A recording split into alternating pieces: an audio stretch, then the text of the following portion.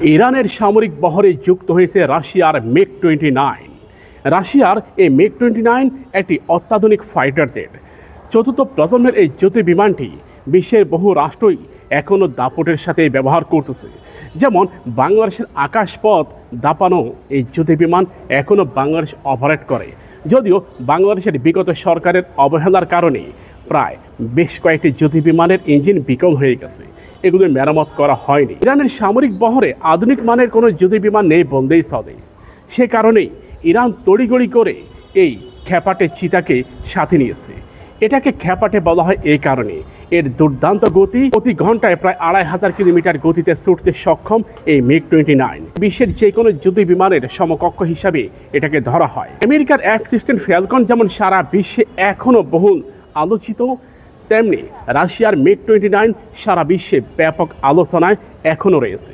তবে ইরানের জ্যেষ্ঠ সামরিক কর্মকর্তা মোস্তফা আমির তিনি জানালেন, আমাদের বড় চমক রয়ে গেছে, মানে রাশিয়ার সুকিয়া Su-35 এটাও ইরান ক্রয় করেছে।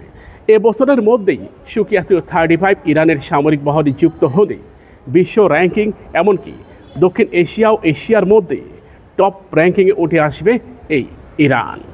ইরানের সামরিক বহরকে ইরান ঢেলে সাজাতে চায়, এর জন্য যা যা প্রয়োজন ইরান তাই করতেছে। সামরিক বহরকে ঢেলে সাজানোর জন্য ইরান রীতিমতো কোমরে গামছা বেঁধেছে।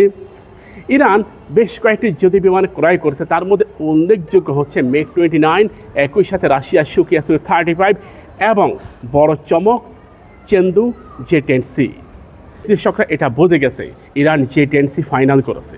প্রিয় ভাইরা, ইরানের সামরিক বহরে এমন কিছু যুদ্ধ বিমান যুক্ত হবে কিংবা ইরান এটা অপারেট করবে, সেটা সত্যি দুনিয়াকে কাঁপিয়ে দেবে।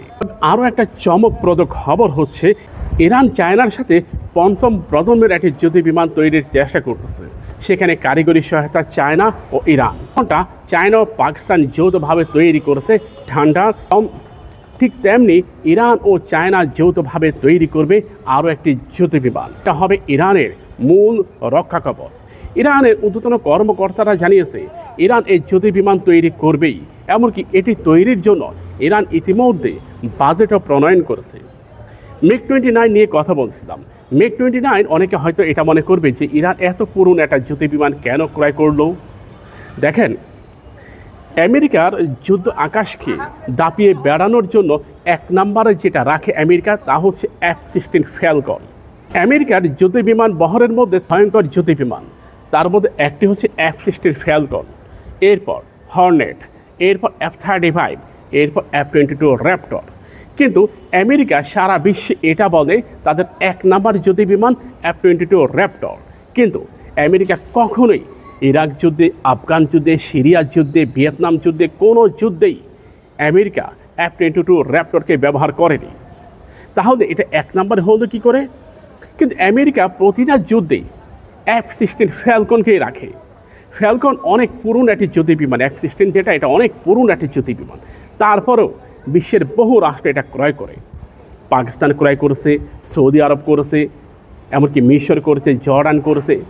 F-16 ফ্যালকন যেমন দুনিয়াকে কাঁপিয়ে দিচ্ছে, ঠিকই সোভিয়েত আমলে নির্মিত রাশিয়ার MiG-29 দাপটের সাথে এখন অনেক আকাশ দাপিয়ে বেড়াচ্ছে।